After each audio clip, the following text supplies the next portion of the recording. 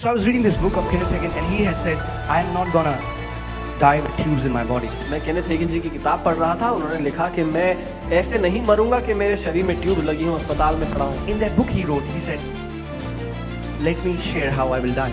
और उन्होंने कहा कि मैं बताता हूं मैं कैसे जाऊंगा. He said, I'll have breakfast, उन्होंने कहा मैं ब्रेकफास्ट करूंगा, I'll call my wife, अपनी पत्नी को call बुलाऊंगा, my kids, अपने बच्चों को tell बुलाऊंगा, them, honey, कहूंगा बच्चों, it's my time to go home, पत्नी को बोलूंगा हनी, नहीं। बोलूंगा मेरा जाने का समय आ गया, and I'll lie down and I'll go home. और फिर मैं लेट जाऊंगा और घर चले So जाऊंगा. when I read that book, I was curious to see how he died. जब मैंने वो किताब पढ़ी तो मुझे उत्सुकता हुई कि देखूं कि वो गए कैसे. Went to Google. तो मैं गूगल पे गया. So I read, and I was reading this report, this analysis based on 2013 global disease study. और 2013 की जो दुनिया भर की बीमारियों के ऊपर खोज की गई उसकी मैं रिसर्च पढ़ रहा And था. that research says, in 2013 I'm talking about, और 2013 95% of the people in the world are sick. और 2013 की बात मैं कह रहा हूँ. उस रिपोर्ट के मुताबिक 95% लोग जो इस दुनिया में रहते हैं बीमार हैं. Wow. This research. And that's terrible because Jesus has already paid the price. और ये बहुत ही दुख की बात है क्योंकि यीशु ने इसका दाम तो चुका दिया है. We are living in a sick world. हम एक बीमार दुनिया में जी रहे हैं. You know, it's so amazing when God brought Israelites out of Egypt. ये बहुत अद्भुत है जब परमेश्वर इजरायलियों को इजिप्ट से निकाल लाया. Bible says there was none feeble or sick among them. Bible कहती है उनमें कोई भी कमजोर या बीमार नहीं था. Can you imagine 30 lakh people आप सोच के देखें 30 लाख लोग walking in desert? मरुस्थल में रेगिस्तान No में चल रहे हैं. McDonald's, no KFC, no alkaline water, no green tea. What else? No papaya, no banana, no coconut water, no olive oil, no Red Bull, no protein shakes, no vegan foods, and still all of them walk in perfect health. और 30 लाख लोग उस रेगिस्तान में चल रहे थे जहां कोई अच्छा खाने का रेस्टोरेंट नहीं था. आज की जो सुविधाएं हैं सारे अच्छे भोजन जो भैया ने गिनाए उनमें से कुछ भी अच्छा वहां पे उपलब्ध नहीं था और फिर भी कोई बीमार या कमजोर नहीं था. Now, if you are doing that, that's okay. अगर आप ये सब कर रहे हैं तो अच्छा है. Not saying this to condemn मैं you, ये or नहीं not कह रहा saying कि that's wrong. Take care of your bodies, that's awesome. अपने शरीर का ध्यान रखो, अच्छा है. What I'm saying is there is a higher life in Christ. लेकिन मैं ये कह रहा हूँ कि मसीह यीशु में एक ऊंचे स्तर का जीवन है. We can tap a higher life in Christ where we can walk in divine health. एक ऊंचे स्तर का जीवन है मसीह यीशु में जिसमें हम अलौकिक स्वास्थ्य में जी सकते हैं. And I've told you guys earlier, I'll say it again. One morning, 4:30, I was praying, I heard God. और मैंने पहले भी बताया, मैं दोबारा कहूंगा, एक दिन सुबह 4:30 बजे मैं प्रार्थना कर रहा था, मैंने परमेश्वर को सुना. He said, my glorious church is rising. उसने कहा मेरी महिमा से भरी हुई कलीसिया And he खड़ी हो said, रही है. one sign of my church will be that there will be no sick people in my church. और उसने कहा एक चिन्ह ये होगा उस महिमान्वित कलीसिया का कि मेरी कलीसिया में कोई भी बीमार नहीं रहेगा. Can you believe that? क्या आप ये विश्वास कर सकते Can you हैं? believe that can happen? क्या आप ये मान सकते हैं होगा? Well, if that can happen in Old Testament with inferior covenant, with people who are not children of God, we are in a better covenant. Spirit of God lives inside of us. We are sons and daughters. Why not with us? अगर पुरानी वाचा में जो आज की वाचा से नीची थी स्तर में, उसमें अगर ऐसा हो सकता है तो हम जो ऊंची वाचा में रहते हैं हमारे साथ ऐसा क्यों नहीं होगा? Amen. From God's side, He doesn't have to move a finger because He has already healed everyone. परमेश्वर को अपनी ओर से उंगली भी हिलाने की आवश्यकता नहीं क्योंकि उसने सबको चंगा कर दिया We है. just need to walk in this revelation that we are healed.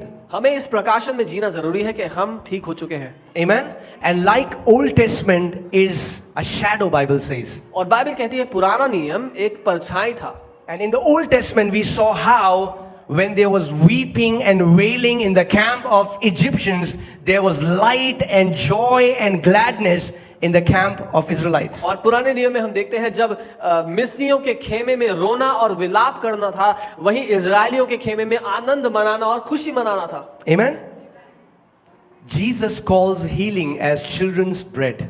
यीशु ठीक होने को, स्वस्थ होने को, चंगे होने को बच्चों की रोटी कहते हैं. Now it's awesome if anybody of you is sick, we'll pray you'll get healed. But what's better is that we don't get sick at all. अगर आप में से कोई बीमार हो हम आपके लिए प्रार्थना करेंगे, आप ठीक हो जाएंगे, ये बहुत अच्छा है. लेकिन उससे भी उत्तम क्या है, हम एक स्वस्थ जिंदगी जिए जहां हम बीमार ही ना हो. We all are growing into that revelation of divine health. और हम सब उस प्रकाशन में बढ़ रहे हैं जहां हम अलौकिक स्वास्थ्य में जिएंगे. Amen. Do you believe that? क्या आप ये मानते हैं? That is for the church. ये कलीसिया के लिए है। Many people believe that it's God who gives the sickness. बहुत से लोग तो ये मानते हैं कि परमेश्वर ही बीमारी देता है। I've already preached a lot on that, so I'll not touch मैं that. पहले ही बहुत बता चुका हूं इस बारे में, इसलिए मैं बात नहीं करूंगा। Go watch your earlier sermons. हमारे पहले के समय But all I would say is, it's the Father's will that you thrive and you live with, you flourish with health. पर मैं ये कहूंगा कि पिता की ये इच्छा है कि आप जीवन के हर एक क्षेत्र में उन्नति करें और स्वास्थ्य में उमड़ते चले जाएं। If you are a child of God, अगर आप परमेश्वर की संतान हैं, it's your right to be healed. तो ये आपका जन्म सिद्ध अधिकार है कि आप चंगे रहें। Did you hear what I said? आपने सुना मैंने क्या If you कहा? are a child of God, अगर आप परमेश्वर की संतान हैं, it's your right to be healed. ये आपका अधिकार है कि आप चंगे हों। You don't have to beg God for it. आपको परमेश्वर से भीख मांगने It's की your आवश्यकता नहीं। right. ये आपका हक है And your responsibility is to pray for others. और आपकी जिम्मेदारी है दूसरों के लिए प्रार्थना करना। So many people, when they get sick, their usual response is that they will quickly think, how much should I pray? How much should I fast? They're always trying to pay for the healing. जब कोई लोग बीमार होते हैं तो सबसे पहले उनके मन में क्या आता है कि अच्छा मुझे क्या उपवास, कितना उपवास, कितनी प्रार्थना करनी चाहिए ताकि मैं चंगा हो जाऊं। वो अपने चंगाई का दाम चुकाना चाहते हैं।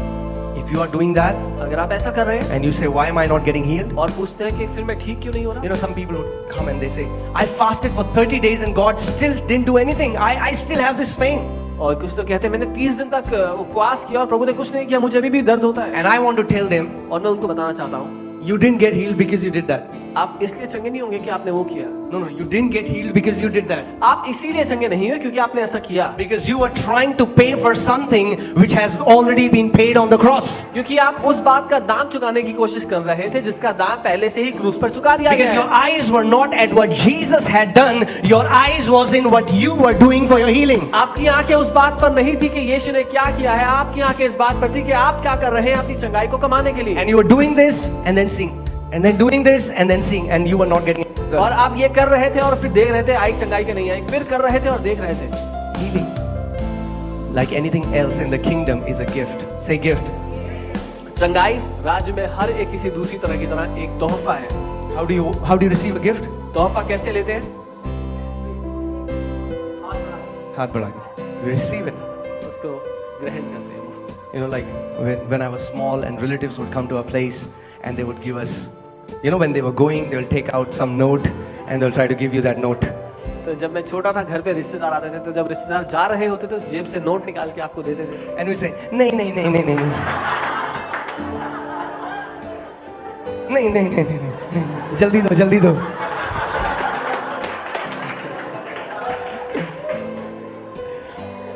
There is so much of false humility in the church. इतनी सारी नकली नम्रता है कलीसिया Yeah, people would say, you know, if it is God's will that I suffer in this and still serve Him, I will do that.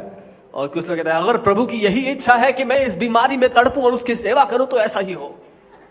They say, if it's God's will. वो कहते हैं अगर ये प्रभु की इच्छा हो। Paul says in book of Ephesians chapter 5, he says, don't be stupid, know what the will of God is. इफिसियों 5 में पौलुस लिखते हैं बेवकूफ मत बनो, परमेश्वर की इच्छा जान लो। Amen? You should know what the will of God is. आपको पता होना चाहिए परमेश्वर की इच्छा क्या है। And I'm here to tell you that the will of God is that you live a long and healthy life, go into all the world and become a witness of Lord Jesus Christ of Nazareth. और मैं आपको यही बताने के लिए यहाँ पर आया हूँ कि परमेश्वर की ये इच्छा है कि आप लंबा और स्वस्थ जीवन जिएं और दुनिया भर में उसके सुसमाचार को ले जाएं। Amen?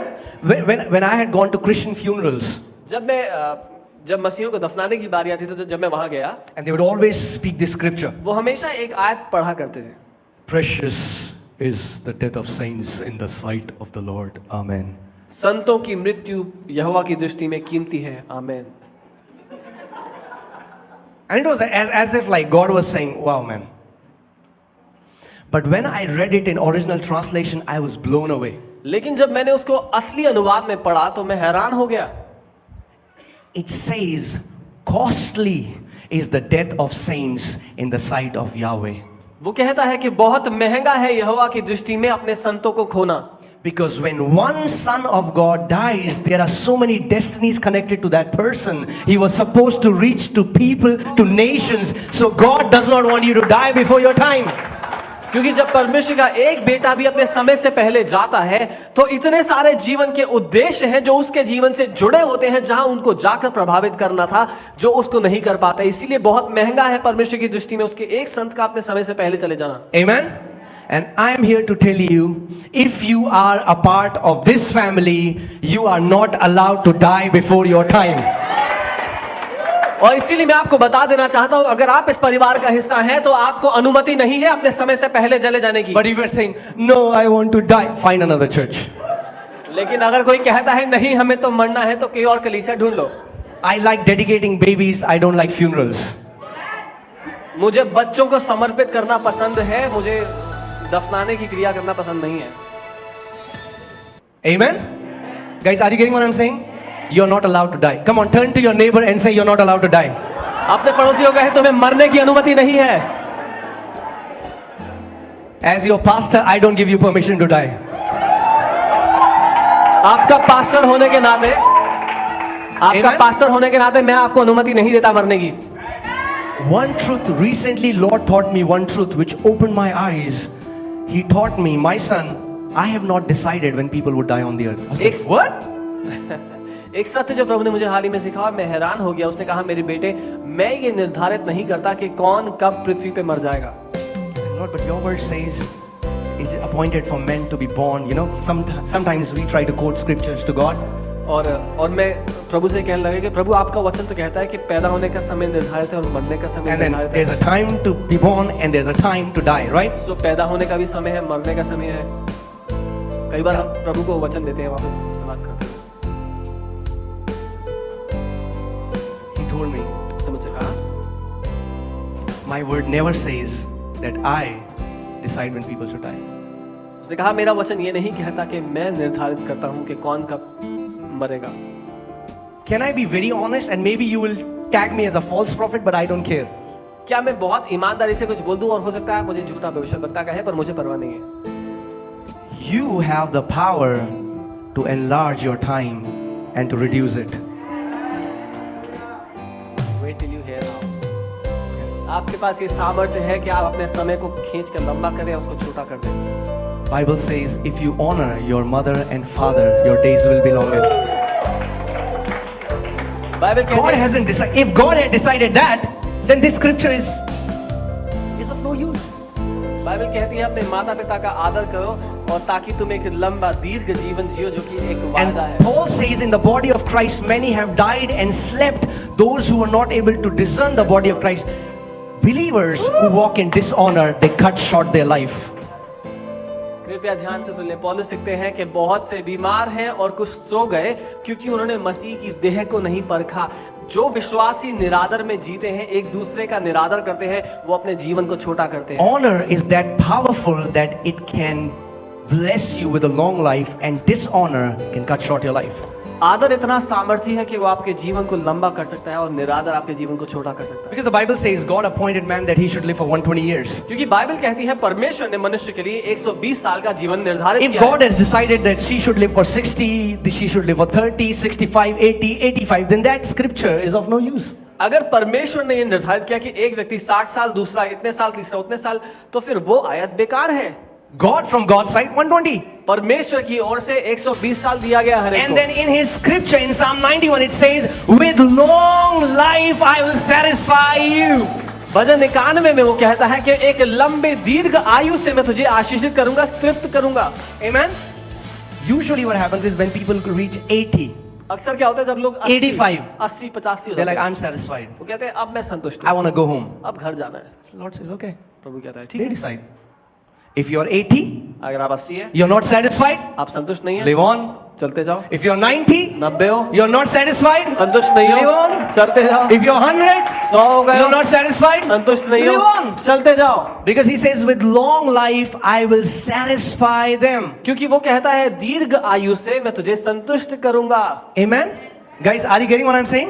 आप समझ रहे हैं? It's God's desire for you to live a long life. ये परमेश्वर की इच्छा है कि आप एक लंबी जिंदगी जिए। You know, I was reading a book of Kenneth Hagin. I mean, like, he's my hero. मैं केनेथ हेगिन जी की किताब पढ़ रहा था, वो मेरे लिए हीरो है। And in his book, he had written, और अपनी किताब में उन्होंने लिखा, that I'm not gonna die in hospital beds with tubes in my body. कि मैं अस्पताल के बिस्तर पर मेरे शरीर में ट्यूब लगे हुए हालत में नहीं मरूंगा। I want to tell you, you can also decide the way you're gonna go home.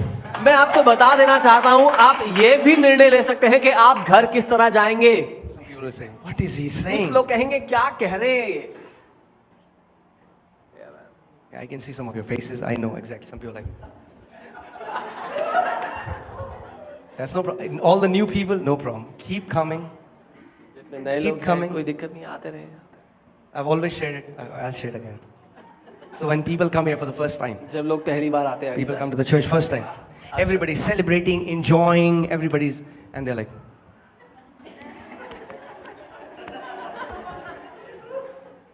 जब लोग अक्सर पहली बार आते हैं, सब खुश होते हैं आसपास, तो वो देख रहे होते हैं क्या चल रहा है यहाँ पर।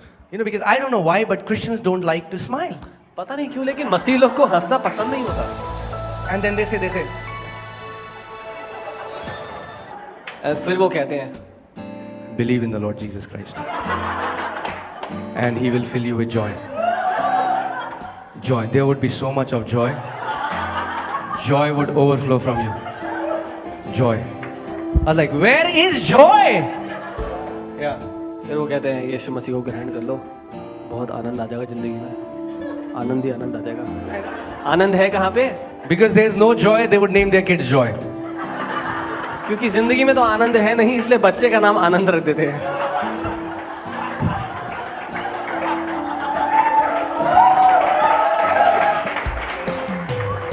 I have always said it, I will always say it, we should be the most joyful people in the planet. मैंने हमेशा कहा है और हमेशा कहूंगा कि हम लोग सबसे ज्यादा आनंदित लोग होने चाहिए। You know, even in the movie Jesus, there is a Hindi movie, Yeshu.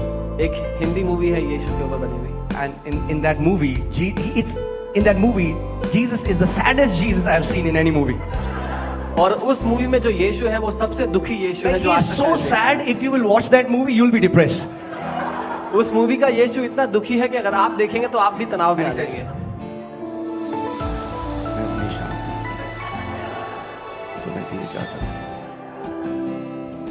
Bible says he was anointed with the oil of gladness.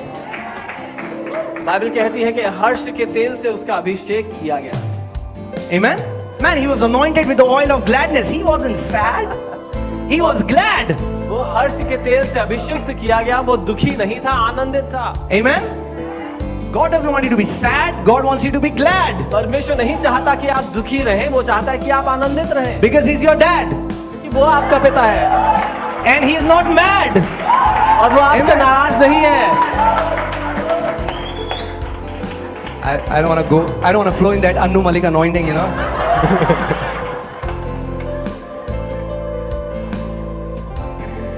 So, you know, when I read about all the old saints, David, Abraham, you know, they called their sons, laid hands on them, blessed them, closed their eyes, and peacefully went to the Lord. That's the way people of God are supposed to go home. मैं जब सब पुराने संतों के बारे में पढ़ता हूँ, अब्राहम, इसहाक, याकूब, तो मैं देखता हूँ कि उन्होंने शांति से अपने बच्चों को अपने पास बुलाया, उन पे अपने हाथ रखे, उनको आशीष दी और तब शांति से घर चले गए। ये तरीका है घर वापस जाने का। So I was reading this book of Kenneth Hagin, and he had said, I am not gonna die with tubes in my body. मैं केनेथ हेगिन जी की किताब पढ़ रहा था, उन्होंने लिखा कि मैं ऐसे नहीं मरूंगा कि मेरे शरीर में ट्यूब लगी हो, अस्पताल में पड़ा हूँ। In that book he wrote, he said, let me share how I will die. और उन्होंने कहा कि मैं बताता हूँ मैं कैसे जाऊंगा। He said, I'll have breakfast, उन्होंने कहा मैं ब्रेकफास्ट करूंगा, I'll call my wife, अपनी पत्नी को call बुलाऊंगा, my kids, अपने बच्चों को tell बुलाऊंगा, them, honey, उन्हें कहूंगा बच्चों, it's my time to go home, पत्नी को बोलूंगा हनी, and बोलूंगा मेरा जाने का समय आ गया, I'll lie down and I'll go home. और फिर मैं लेट जाऊंगा और घर चले So when I read that book, I was curious to see how he died. जब मैंने वो किताब पढ़ी तो मुझे उत्सुकता हुई कि देखूं कि वो गए कैसे।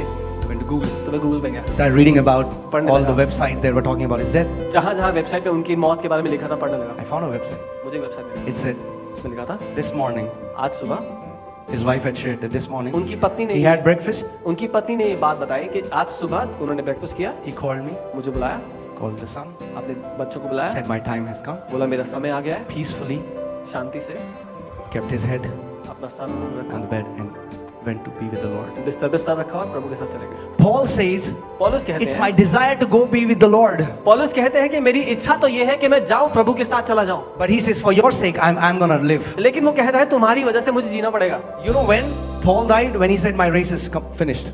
जब पौलुस लिख रहा है ये बात, तो वो कहता है कि मेरी दौड़ पूरी हो चुकी है। If you know that why the Lord has sent you here has not been done, no devil, no demon, no witchcraft, no sickness has the power to cut short your life.